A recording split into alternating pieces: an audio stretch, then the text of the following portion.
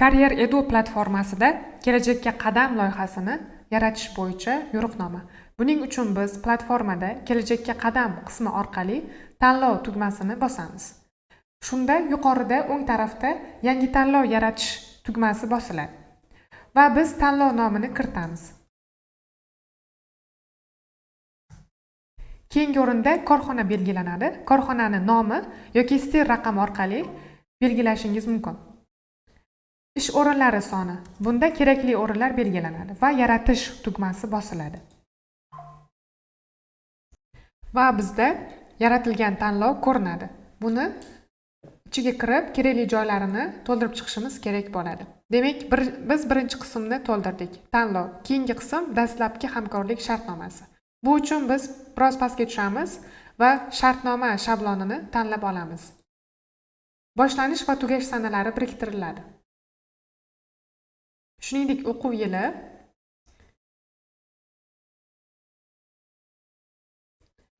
va talabalarning ta'lim shakllari kiritiladi.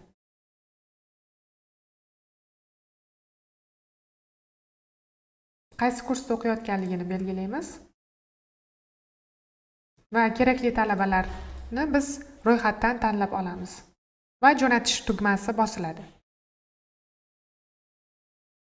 Demak, yaratgan shartnomamiz ko'rib chiqilmoqda statusiga o'tadi va bu holatda shartnoma belgilangan korxona tarafidan ko'rib chiqilayotgan bo'ladi. Agar korxona bu shartnomani tasdiqlasa, tasdiqlangan statusiga o'tadi. Demak, bizda ko'rinadiki, dastlabki hamkorlik imzolangan statusida. Keyingi qadam komissiya bayonnomasini yuklash bo'ladi.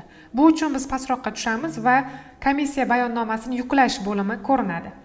Aynan komissiya bayonnomasi o'z ichida g'olib talabalar ro'yxati, berilishi kerak bo'lgan summalar miqdori va komissiya bayonnomasini aks ettirishi kerak.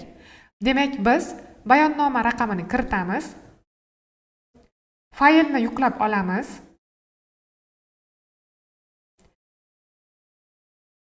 Saqlash tugmasini bosamiz.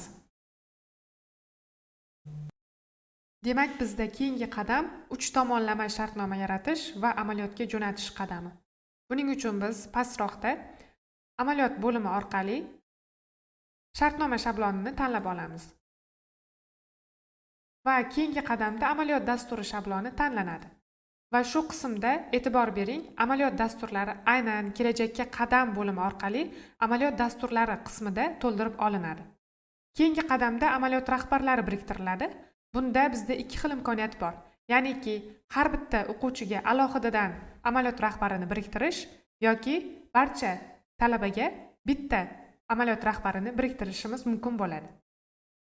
Keyingi qadamda amaliyot muddati va kunlari belgilanib olinadi.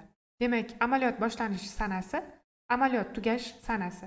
Shuningdek, talabalarni amaliyot o'tash kunlarini ham belgilab olishimiz kerak bo'ladi. Keyingi qadam tasdiqlashga jo'natish. Bunda biz biriktirgan ma'lumotlarimizni avval yaxshilab tekshirib ko'ramiz va amaliyotga yuborish tugmasini bosamiz. Demak, bizda amaliyotimiz yaratildi va kutilmoqda holatida turibdi. Shuningdek, ushbu amaliyot belgilangan tashkilot tarafidan tasdiqlanishi kerak bo'ladi.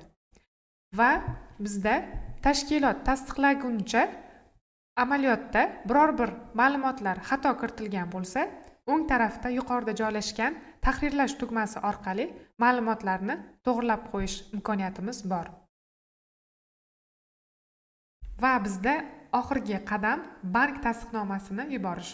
Bu uchun pastdan tijorat banklari bo'limini tanlab olamiz.